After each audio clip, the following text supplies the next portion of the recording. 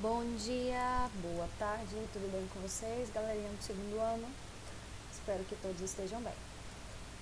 Então vamos aí para mais uma aulinha de língua e linguagem, né, que aborda os tópicos gramaticais, as classes gramaticais. Já vimos muitas delas e hoje é dia de começarmos a vermos o verbo. Vocês já fizeram aí uma atividade diagnóstica sobre o verbo, né? Atividade diagnóstica com o intuito de promover a interação do que vocês já conhecem, né? A interação do conhecimento prévio que vocês têm sobre o assunto. Então, vocês já realizaram uma atividade. E agora nós estamos aí para aprender, fixar, saber mais sobre essa classe gramatical, ok?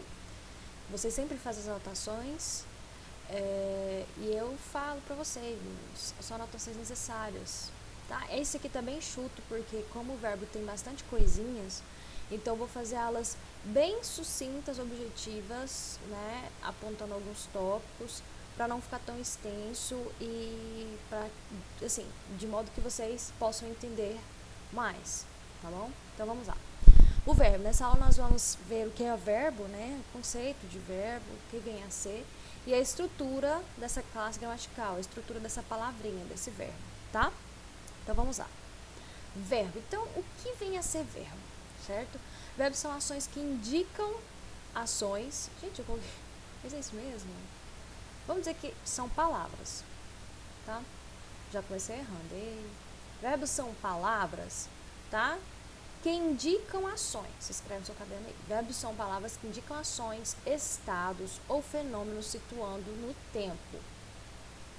Então, quando você vai fazer algo, certo? Se você vai trabalhar, se você vai pintar uma ação, um estado, se você está triste, você está alegre, se você está ansioso, é um estado. Fenômeno, o fenômeno é algo inato, né, de nós seres humanos, por exemplo, fenômenos pode ser não, é ligado aos fenômenos da natureza, por exemplo, a chuva, né, a chuva, o trovão, relâmpago, tá, são os fenômenos. E situa-os no tempo, porque todos esses verbos, dependendo de como eles são empregados, ele vai te falar o tempo verbal, se está no presente, no passado, no futuro, ok? É isso. Verbo é uma palavrinha que indica ação. Um verbo é uma palavra que indica acontecimentos representados no tempo, como uma ação, um estado, um processo ou um fenômeno. Os verbos flexionam-se em número, pessoa, modo, tempo, aspecto e voz. Como vocês estão vendo, o verbo aqui, para os verbos são classificados, né, são atribuídos a eles mais flexões do que nós costumamos ver, como por exemplo no substantivo, gênero, número igual, né, também nos pronomes. Aqui temos o modo, aspecto, voz, certo, que atribui esse verbo. Como eu disse para vocês, são algumas coisinhas a mais que a gente vai estudar no verbo. Ele é um pouquinho mais complexo porque tem mais coisinhas, mas tranquilo, a gente vai ver um pouquinho de cada vez, tá? As orações e os períodos desenvolvem-se em torno de um verbo, porque sempre você faz algo, você está, né, de uma forma, algo está de uma forma, há sempre algum fenômeno para ser representado, sempre tem algo fazendo algo.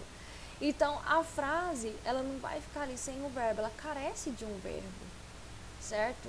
A frase carece de uma ação para que você entenda, ok? Então, sempre frases, tá? Os períodos, eles vão se desenvolver em torno de um verbo, ou mais, tá? Depende do tamanho do período. Então, vamos lá. Aqui eu coloquei alguns tipos, certo? Como ação, estado, ocorrência, fenômeno e desejo. Por exemplo, verbos que indicam ação. Verbo fazer, né? Mandar, construir. Tudo isso são verbos que indicam ações, né? Eu construo, vocês constroem, né? O vós constroem. Estado. Verbo ser, verbo ficar, verbo continuar, né? O estado em que algo ou alguém pode ter, né? Então, Por exemplo, o carro fica imóvel quando está no ponto morto, quando está no neutro, né? Do verbo ficar. Algo ficou, algo tem um estado. A ocorrência, verbo acontecer, verbo passar, verbo decorrer, que indica fenômeno, que é o que eu disse para vocês, né? Os fenômenos da natureza, por exemplo. Chover, anoitecer, amanhecer, os outros que eu falei, trovejar, certo? É isso. Desejo, né? Verbos que indicam desejo. Verbo almejar, verbo desejar, verbo querer. Alguns deles, né? Porque cada uma dessas ações tem muitos e muitos verbos que indicam cada uma dessas ações. Eu coloquei 3 de cada para vocês terem uma noção, tá bom? Aqui eu tenho um exemplo. Como eu disse para vocês nos slides anteriores, verbos são palavras que indicam ações, estados ou fenômenos, certo? Então, o verbo sempre vai indicar um movimento, uma ação. Por exemplo, aqui eu dei esse exemplo. Aluno.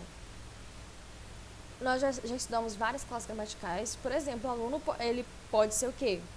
Substantivo, certo? Um nome por si só, um substantivo por si só, é claro, você vai ter uma imagem aí na sua mente, né? Cada um tem uma figura de um aluno aí na sua mente. Quando eu digo aluno, isso te faz ter um significado, você sabe do que eu estou falando, e na sua imagem vai ser projetada a imagem de um aluno, porque você sabe o que é isso, né? Como eu disse para vocês, a gente pensa a imagem, né? Uma imagem acústica no nosso cérebro.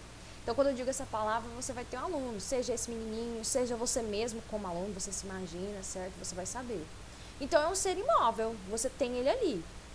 Quando eu digo assim, o aluno estuda, observem que aqui eu já tenho a presença de um artigo, tenho aqui o substantivo e tenho o verbo. Aqui, então, agora você vai imaginar um aluno estudando.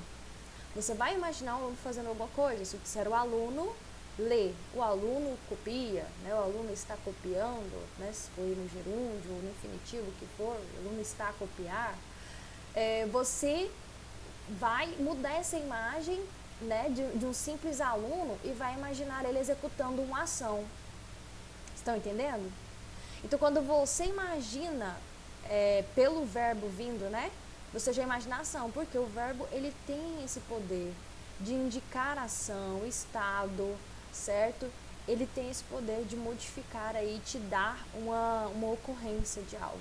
Então você já vai imaginar o aluno estudando, seja ele com um livrinho, seja ele na sala de aula prestando atenção à explicação, você vai entender que o aluno está estudando, que você está estudando, ok? Então o verbo ele vai indicar para você a ação necessária. Aqui tem mais alguns verbos, né, que eu coloquei por GIFs. Vocês podem ver, por exemplo, cair, né, você já vai imaginar alguém caindo. Comer, né, ação também. Rir, né, gargalhar.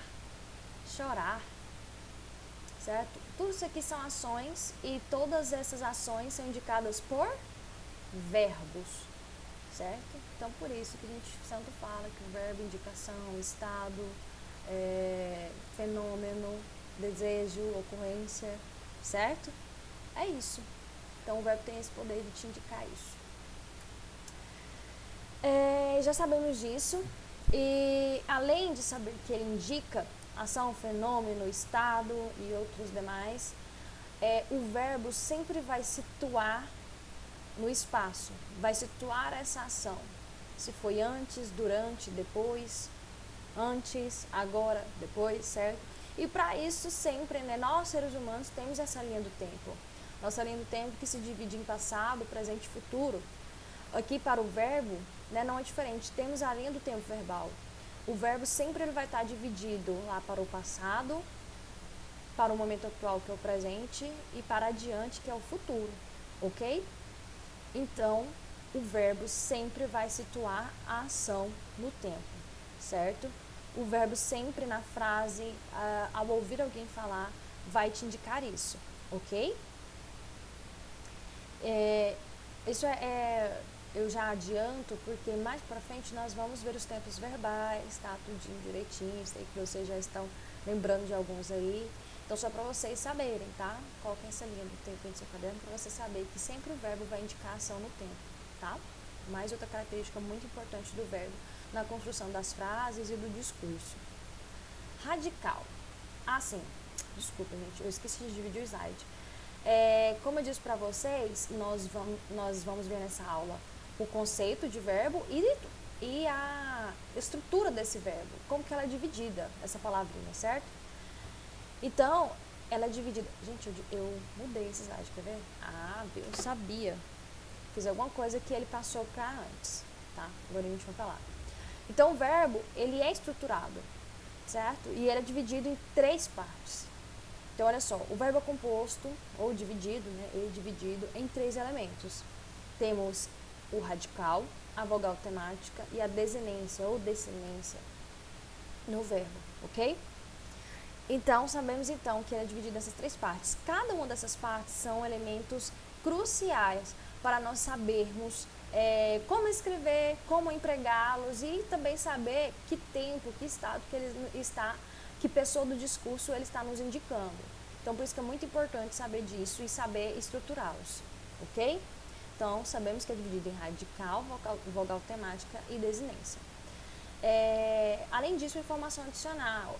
Se vocês verem sites, gramáticas, outro professor explicando, ele vai falar muito de morfema, tá? Uma palavrinha aí diferente, né? Ela é estranha, mas morfema são as menores unidades de significação que formam as palavras e são classificadas em desinência, raiz ou radical. No livro didático mesmo de vocês está denominando raiz. Afixo, tema e vogal temática. Aqui na estrutura do verbo, nós nos atentamos aos 3 tipos de morfemas, radical, vogal temática e desinência, certo? Que são unidades pequenas de significação que vai aí ajudar a dar significado à palavra. Para ficar mais claro, quando eu for explicando, vocês vão entender. Então,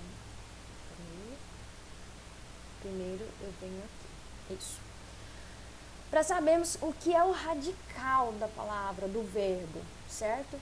Olha só, o radical é a parte invariável que expressa o significado essencial do verbo, ou seja, ela nunca vai mudar o radical do verbo. Por exemplo, o verbo estudar aqui, o radical dele sempre é estud, tá vendo? Estud, estude, estude, certo? É isso. Essa é a parte radical. Então, praticamente a primeira parte do verbo, certo? Ela sempre vai ficar imutável, somente o restante da palavra que vai mudar. Então, essa parte da palavra, do verbo, que for imutável, né, que sempre continuar, não importa a pessoa do discurso que venha, ela continuar da mesma forma, se refere ao radical do verbo, certo? Radical é a parte invariável que expressa o significado essencial do verbo. Aqui, para exemplo, eu coloquei para vocês o verbo estudar no presente. Então, temos eu estudo, tu estudas, ele estuda, nós estudamos, vós estudais, eles estudam, ok? Então, vocês viram que toda a parte vermelha aqui significa um radical, tá? É um radical, todos esses vermelhinhos. E estão vendo que eles são os mesmos? Não mudam, conforme a pessoa tem o discurso. Então, estude é o radical ou raiz do verbo estudar, ok? Essa é a radical, a primeira parte da estrutura aí de um dos elementos do verbo. Ok, que eu tinha colocado antes. Então, vamos lá. Após o radical, nós temos a vogal temática, certo? A vogal temática, como o nome já fala, é uma vogal que vai ligar, né, o radical com a desinência, ou desinência, certo? Então, vogal temática é o elemento que vai ligar o radical com a desinência, certo? Aqui deixei também o verbo estudar no pretérito perfeito. Eu estudei, tu estudastes, ele estudou, nós estudamos, vós estudastes, eles estudaram. Observem que e, a, o, aqui presentes são vogais temáticas, certo? E ela está ligando o radical com a desinência do verbo, certo? Sempre depois do radical, você ver uma vogal aqui, ela é a vogal temática responsável para ligar o início da palavra com o final, que é a desinência, certo? Essa é a vogal temática, não tem segredo. E por fim, as desinências, ou desinências, tá? Desinências são morfemas indicativos do modo e do tempo, ou do número e da pessoa. Então, a desinência ela é muito importante na construção do verbo, tá? é o final da palavra, certo? Vamos dizer assim, né? Num português bem claro. Dependendo do final da palavra, que ele vai te indicar o tempo do verbo, se está no presente, passado, futuro, qual é o modo dele, qual número, né? Se é singular, se é plural, qual pessoa, se é a primeira, terceira, segunda pessoa, certo? A desinência vai nos indicar isso. E como vocês podem ver, como eu disse que é o final da palavra, que também está em vermelho, destacado, a desinência são essas aqui. Como vocês viram, aqui todo o radical, certo? Até no D. Aqui temos a vogal temática, que nós acabamos de ver, que é quem liga ao radical à desinência. E por fim, a desinência. Ok? Então temos estudo, estudas, estudamos, estudais, estudam, estudava. Toda essa desinência aqui, nessas palavras, cada uma, conforme ela se diferencia, ela vai nos indicar um tempo, um número ou uma pessoa do verbo. Ok? Ela vai nos situar aí. Então, a desinência O, por exemplo, aqui, ela está presente, né, em estudo e é uma desinência número pessoal, certo? Eu estudo. Então, nós podemos ver que ela está na primeira pessoa e singular, certo? Então, indica que o verbo está na primeira pessoa do singular. Vá, né, de estudar, vá, é desinência modo temporal, certo? É uma ação que já passou, certo? E é um tempo que passado. Caracteriza uma forma verbal do pretérito perfeito do indicativo na primeira conjugação, ou seja, eu estudava, ok? Você estudava, certo? É isso, desinência.